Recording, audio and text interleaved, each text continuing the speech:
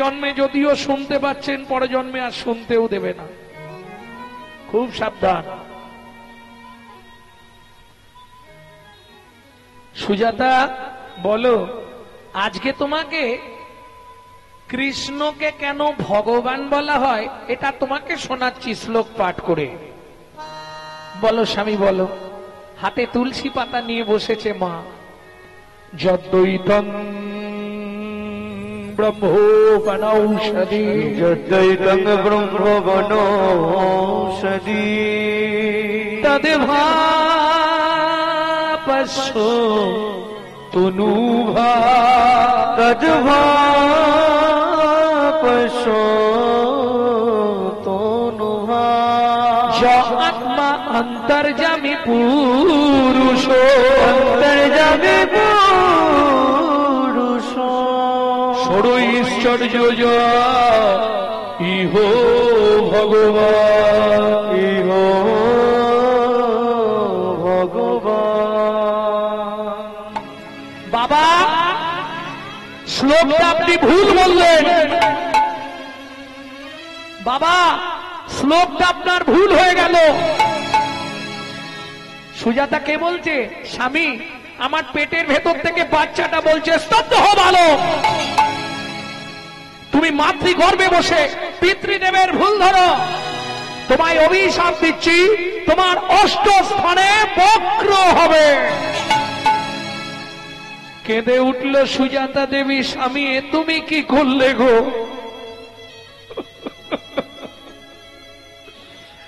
এতদিন ধরে ভগবানের কাছে কেঁদে কেঁদে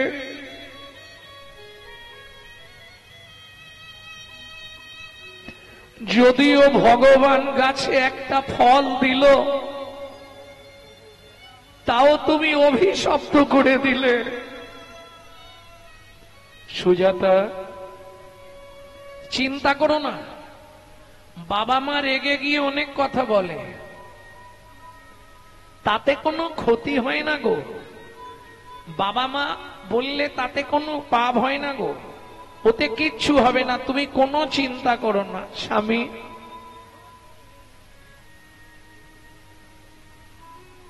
এতদিন ধরে ভগবানের কাছে কেঁদে ভগবান যদিও কৃপা করলো, তুমি তাকে অভিশপ্ত করে দিলে। স্বামী চোখের জল মুছো, কিচ্ছু হবে না, আমি বলছি তো। সত্যি বলছো? কিছু হবে না। যা শুনতে পাই কত ছেলে মেয়ে মায়ের গর্ভতেই শেষ হয়ে যায়। তুমি হুট করে এত রেগে গেলে। আরে বারবার বলছি চিন্তা করো না, কিচ্ছু হবে না। স্বামী অনেকবার বললে চিন্তা করো না। আজকে 7 দিন হয়ে গেল উনুনে হাঁড়িটা চাপে নে। বলতে পারো আমি তো 8 মাসের গর্ভবতী মহিলা, কি খেয়ে বেঁচে থাকবো এটা তুমি বলতে পারো? স্বামী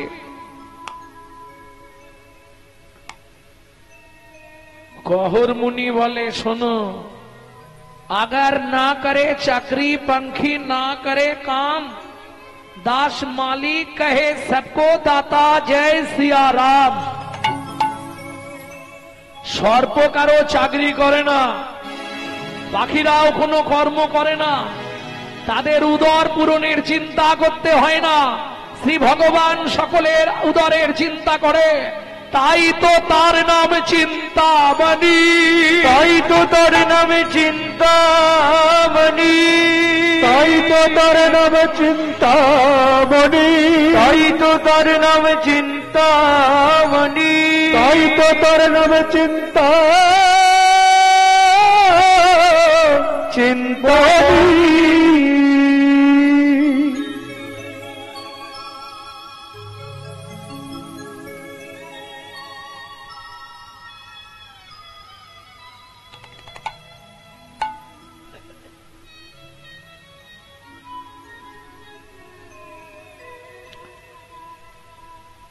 কি খেয়ে বাঁচবো? 8 মাসের গর্ভবতী মহিলা, আমার পেটের জ্বালা আমি আর সহ্য করতে পারছি না, আমি এবার মরে যাব। স্বামী কেন? শাস্তে বলে জীব দিয়েছেন যিনি, আহার দেবেন তিনি। তাছাড়া তোমার দুঃখ করার কি আছে? আমার ঘরে কি খাবারের অভাব আছে নাকি? কি খাবো? কহর মুনি বলে কেন? ঘটে গঙ্গা জল ভর্তি, উঠোনে তুলসী গাছ ভর্তি, তুলসী পাতা আর গঙ্গার জল র্যাম্পাট খেয়ে যাও।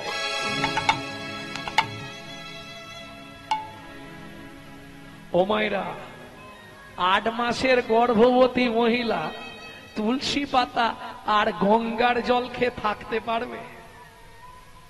পেট শুনবে? সাধক সাধিকা হলে থাকতে পারবে। আপনারা জানেননি, একটি গোপন সংবাদ আপনাদের শুনিয়ে দিই। 12 বছর শুধু তুলসী পাতা আর গঙ্গা জলকে বেঁচেছিলেন ঠাকুর সীতারাম ওঙ্কারনাথ।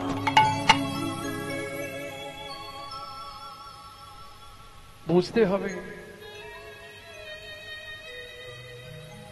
বেশ, ঠিক আছে, তুমি চিন্তা করো না, আগামীকাল থেকে পেট ভরে খেতে পাবে। কি করে?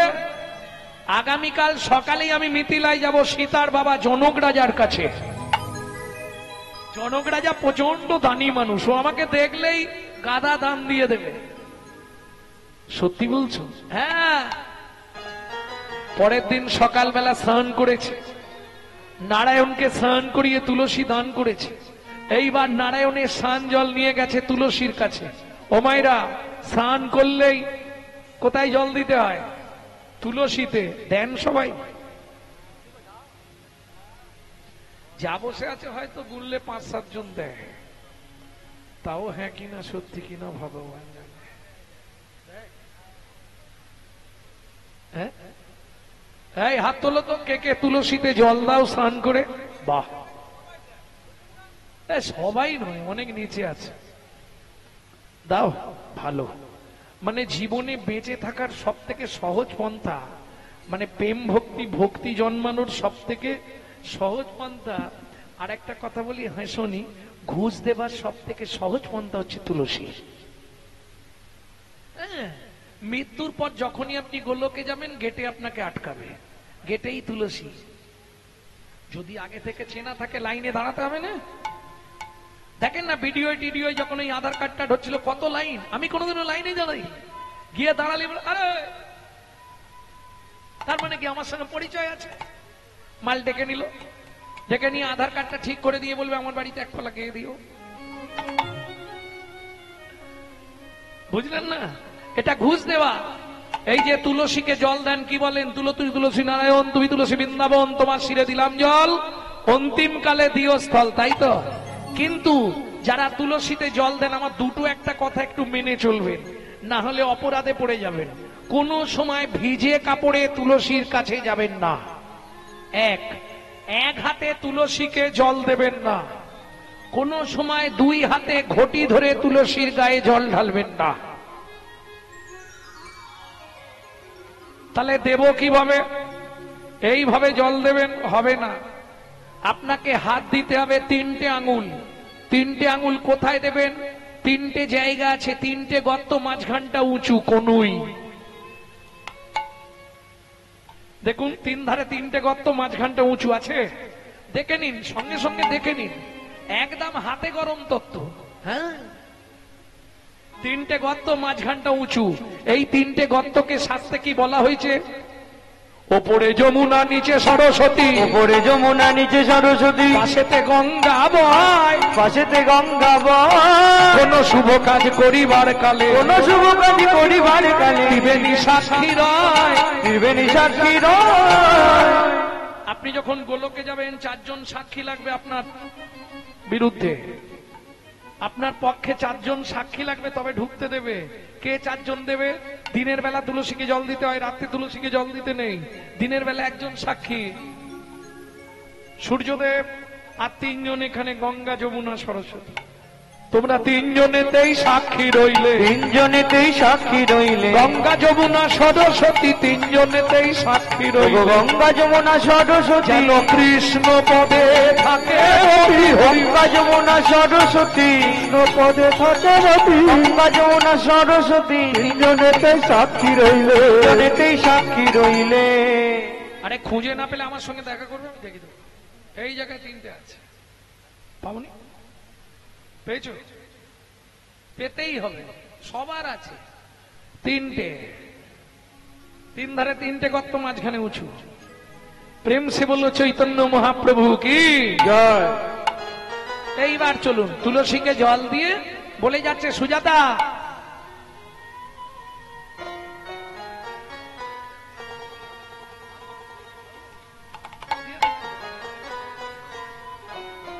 যদি তাড়াতাড়ি কাজ মিটে যায় ফিরে পড়বো রাত্রেই, আর যদি দেরি হয় সকালে আসবো, কেমন? ও মন ময়না পাখি রে, রাধে কৃষ্ণ বাবা। ও ময়না পাখি রে, রাধে কৃষ্ণ বাবা। ময়না পাখি রে, রাধে কৃষ্ণ বাবা। রাধে কৃষ্ণ কৃষ্ণ রাধে, রাধে কৃষ্ণ কৃষ্ণ রাধে রাধে কৃষ্ণ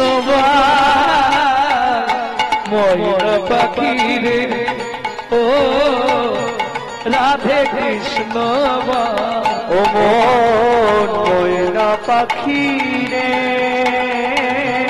রাধে কৃষ্ণ। এই যে গানটি আপনাদের শোনাচ্ছি, এই গানটা কিন্তু বাইরে পাবেন না। এটা আমার দাদুর লেখা গান, শশীভূষণ চক্রবর্তী গাইতেন।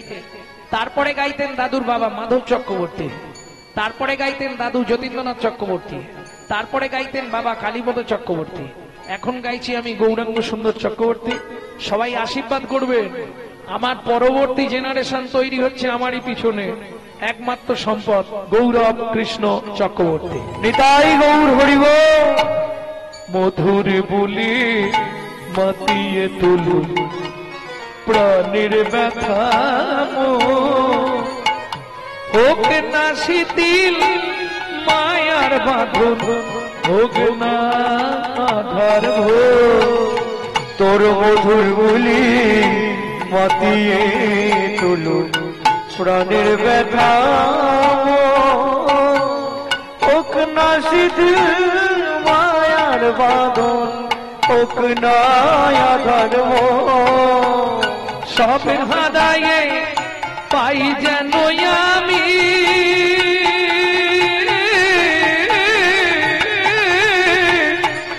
রাধা কৃষ্ণের চরণ তাল, রাধে কৃষ্ণ ও ময়না পাখি রে,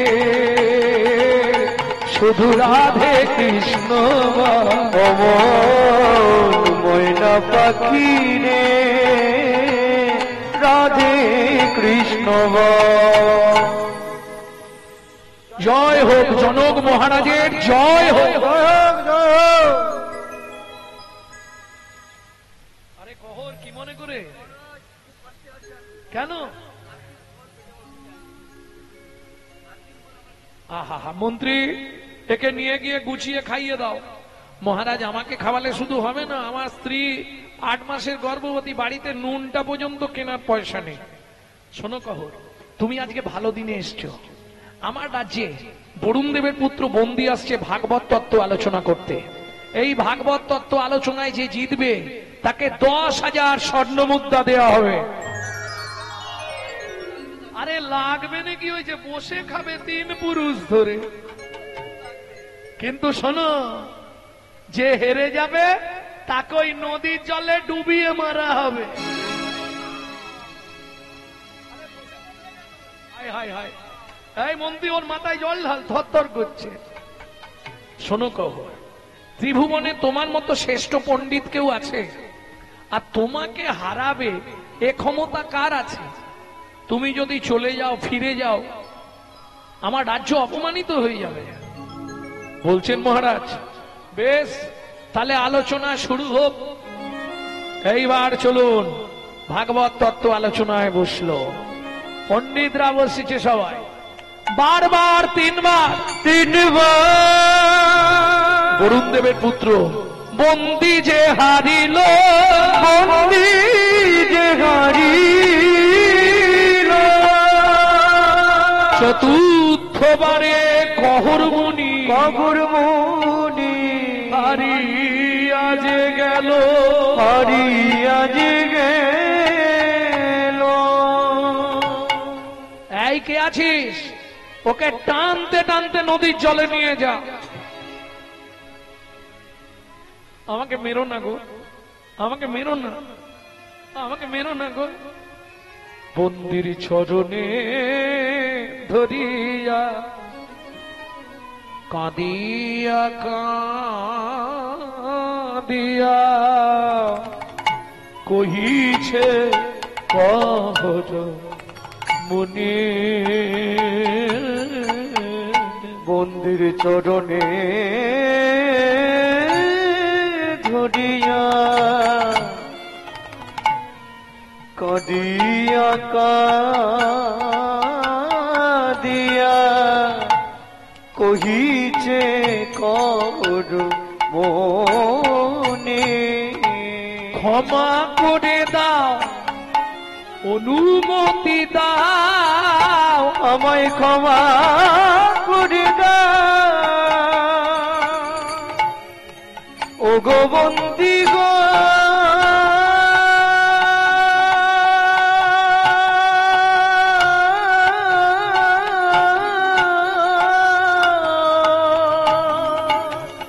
ও গো বন্দি গো,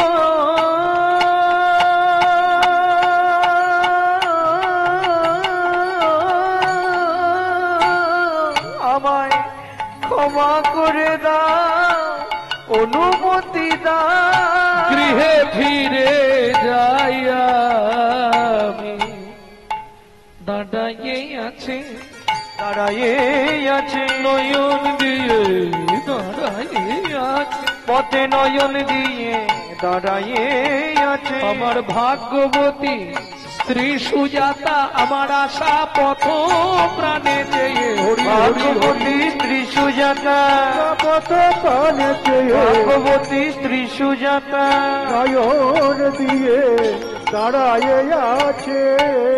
আমাকে মেরো না, আমাকে মেরো না, আমাকে মেরো না, আমাকে মেরো না সুজাতা।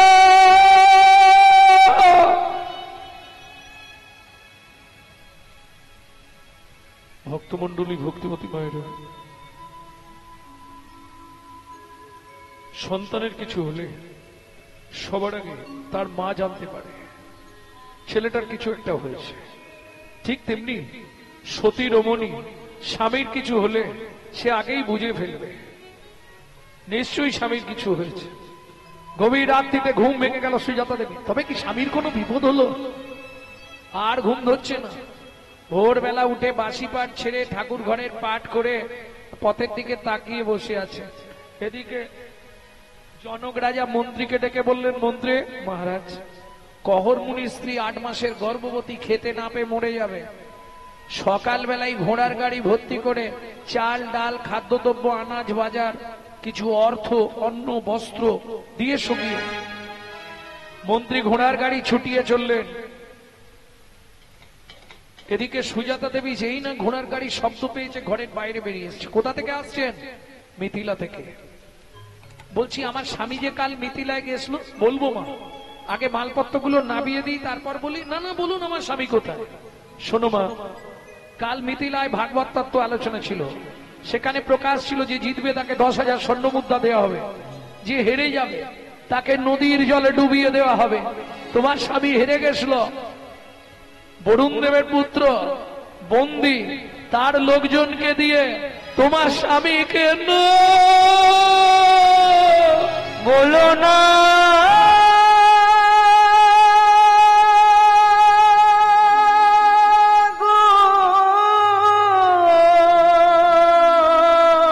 ছুটতে ছুটতে গিয়ে ওই নারায়ণ শিলার সামনে আছাড় খেয়ে পড়ল।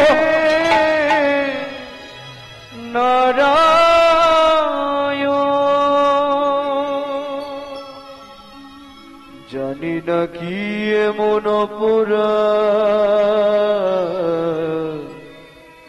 আমি করে প্রথম দিন থেকে। যার লাগি তুমি আমায়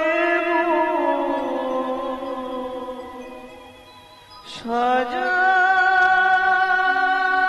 দিলে, তোমার চরণ তুলসী চন্দন না দিয়ে আমি জলবিন্দু গ্রহণ করি না। তুমি আমার এত বড় সর্বনাশ করতে হবে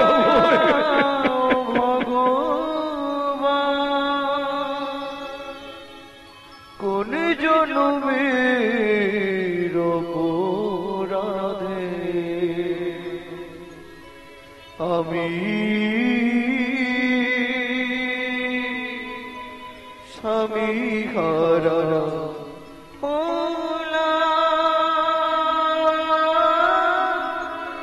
এই কি তোমার উপহার প্রভু, এই কি তোমার বিচার।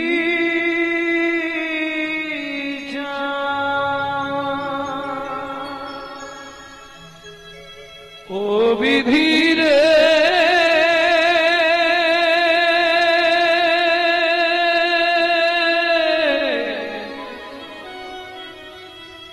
ও বিধিরে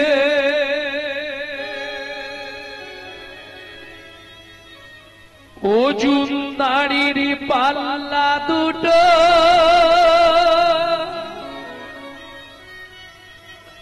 সমান হলো কি, হায় বিধাতা তোমার এমন বিচার দেখিনি। ওজনদারির পাল্লা দুটো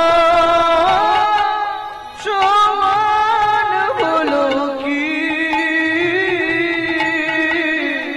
হায় বিধাতা তোমার বিচার দেখিনি। একদিকে চাপালে তুমি মুঠো মুঠো অন্যদিকে তুলে দিলে সেবা পড়ার ভুল বিধাতা।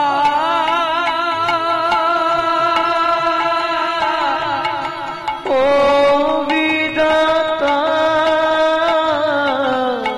এই কি বিচার বলো তোমার। আজ থেকে আর তোমার সেবা পূজা আমি করবো না।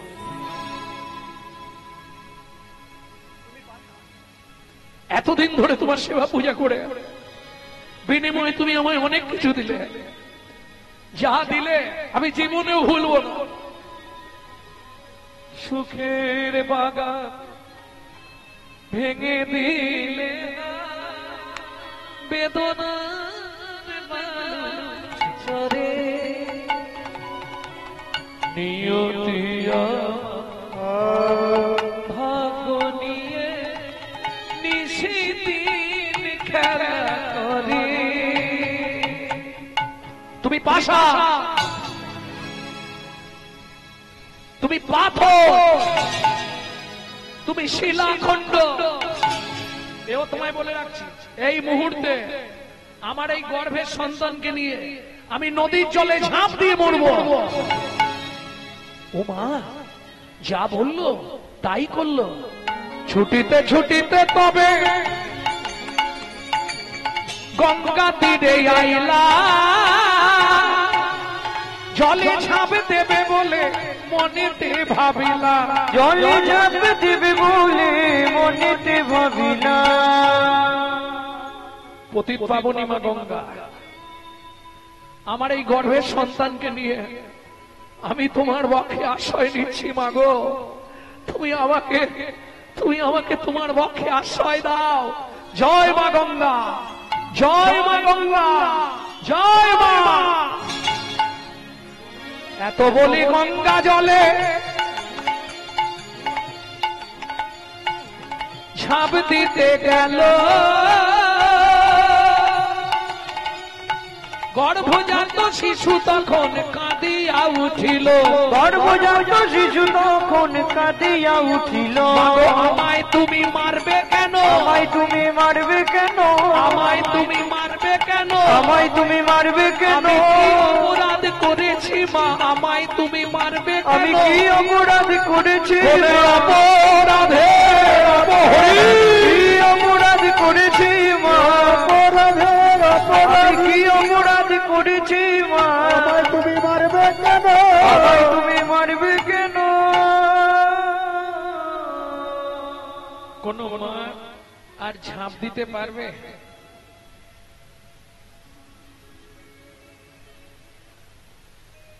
বুকে হাত দিয়ে মা ওই ঘাটের ওপরেই বসে কাঁদছে।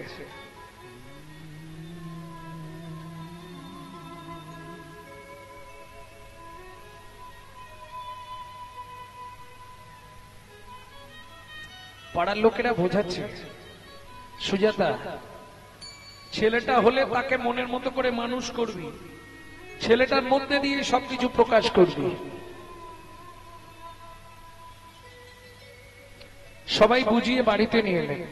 2 মাস পরে শুভক্ষণে শুভ তিথিতে মা সুসন্তান প্রসব করলেন। পুত্র হেরে জগবাসীর আনন্দিত মন, কিন্তু পুত্র হেরে জননীর ঝরে দুনয়ন। কেন? মায়ের একটাই চিন্তা, বাবার অভিশাপটা ভুলে যাবে না তো। প্রথম প্রথম বোঝা গেল না, ঠিক 6 মাস পর থেকে আস্তে আস্তে ছেলেটা বাঁকতে শুরু হচ্ছে।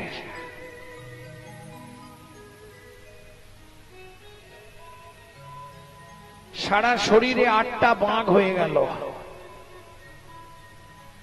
11 বছর পর্যন্ত দাঁড়াতে পারল না। 11 বছর পর লাঠি ধরে ধরে দাঁড়ায়। মা, ও মা, কি রে বাবা, তুমি শুধু আমাকে দেখলেই কাঁদো কেন মা? খোকারে, তোকে দেখলেই বড় কষ্ট হয়। এই শোনো মা,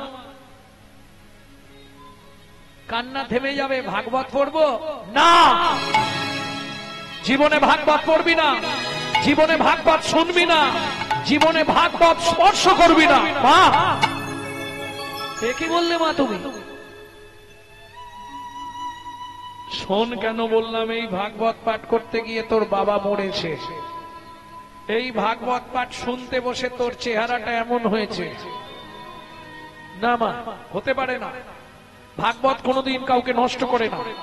শোনো মা, পৃথিবীতে যদি কারো চরিত্র নষ্ট হয়ে যায়, বিজ্ঞান পারে না তা সংশোধন করতে। তা 2টো জিনিসের দ্বারাই সংশোধন হয়, 1 হরি নামামৃত, 2 ভাগবত কথামৃত। দেখি মা, দেখি কি রে, তোমার হাত দুটো দেখি, কি করবি? শাস্ত্রে বলে পিতার অধিক মাতা গর্ভধারণ পুষণা অতশী ত্রিশুলাকেশী নাস্তি মাতৃ সমগুরু। মায়ের তুল্য গুরু ত্রিভুবনে নয়। তোমার হাত দুটো দেখি মা, আমার মাথায় হাত দিয়ে তুমি আশীর্বাদ করো। আমি এই মুহূর্তে যাব মিথিলায় পিতৃ হত্যার প্রতিশোধ নিতে। পাচ্ছে না তবু লাঠিও নেই নে, লাঠি ফেলে দিয়েছে, নামের শক্তিতে যাচ্ছে।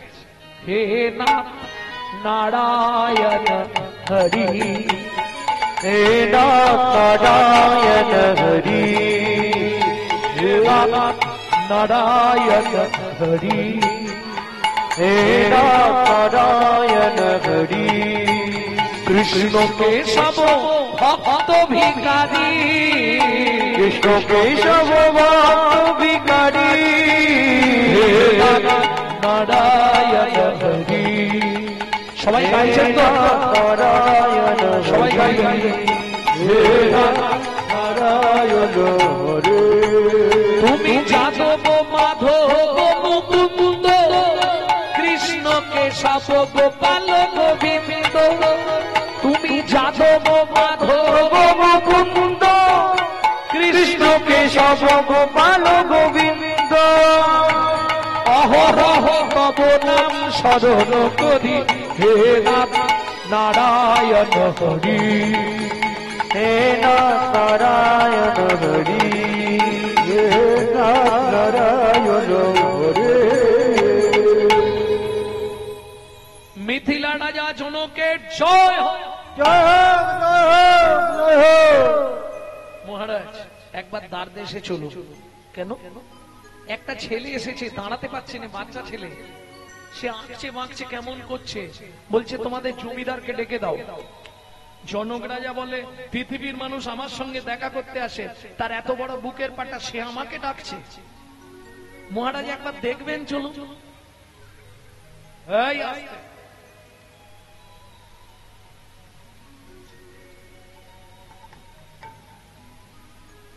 একবার দেখবেন, চলুন না, সে কিরকম ছেলে। ও মায়েরা, গঙ্গা স্নান করলে পুণ্য অর্জন হয়, গঙ্গা স্নান করলে দেহ পবিত্র হয়। সেটা কতদিন পরে রেজাল্ট পাবেন? 3 মাস পরে। গঙ্গাতে ডুবিলে হয় পশ্চাতে পাবন, কিন্তু বৈষ্ণব দর্শনেই দেহটা পবিত্র হয়। এটা বৈষ্ণবের গুণ। জনক রাজা এসে দাঁড়িয়ে দেখেই চমকে উঠল। কি নাম তোমার? আমায় আপনি চিনবেন না, মায়ের পেটে থাকতে কালীন বাবা রাগ করে নাম দিয়েছিল অষ্টবক্র। কে তোমার বাবা?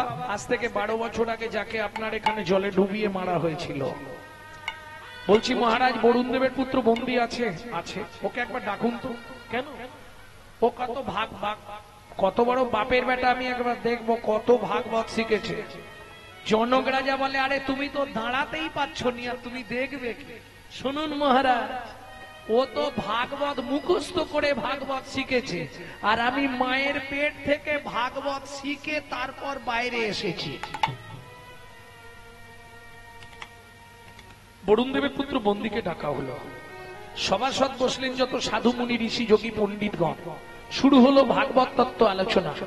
যে শ্লোকটাই বলে 12 বছরের ছেলে আর ওদিকে 58 বছরের লোক, যে শ্লোকটা বলে 12 বছরের ছেলে খণ্ডন করে দেয়। তুণ্ডে তাণ্ডবিনী রতিণ্ডে তানুতে তুণ্ডা বলি। শোনো, তুমি শেষ যে শ্লোকটা বললে সেটাও ভুল বললে, আমার থেকে ভালো করে শুনে নাও। তুণ্ডে তাণ্ডবিনী রতিং বিতানুতে তুণ্ডাবলি লব্ধয়ে কর্ণা কোড়ে করম্মিনী ঘটয়াতে কর্ণা বুদেব চেত প্রাঙ্গন সঙ্গিনী রাজশ্রিয়ম নো জানে জানতি কি অদ্ভুত অমৃতম কৃষ্ণ ইতি বর্ণতয়ী। ও মায়েরা, শ্লোকটা কিছু বুঝতে পারলেন? উপর দিয়ে চলে গেল। তুণ্ডে তাণ্ডবিনী রতি। তুণ্ড তাণ্ডব। তুণ্ড মানে জিহুবা, জিহুবায় নাচতে নাচতে। তাণ্ডব, তাণ্ডব মানে নাচানাচি। নাচানাচি করতে করতে মানে গুরুদেবের জিহুবায় এই নামটা নাচানাচি করতে করতে যখন শিষ্যের কর্ণজনিতে প্রবেশ করে, তুণ্ডে তাণ্ডবিনী রতিং বিতানুতে তুণ্ডাবলি লব্ধয়ে কর্ণ কোড়ে করম্মিনী ঘটয়াতে কর্ণ বুদেব, একদম কানের ভেতর দিয়ে ভেতরে চলে যায়। তখন কি হয়? ন জানে জানতে কি অদ্ভুত অমৃতম। এই যে কৃষ্ণ, একটা নামের মধ্যে এত অমৃত এ জীবনেও পাওয়া যায় না।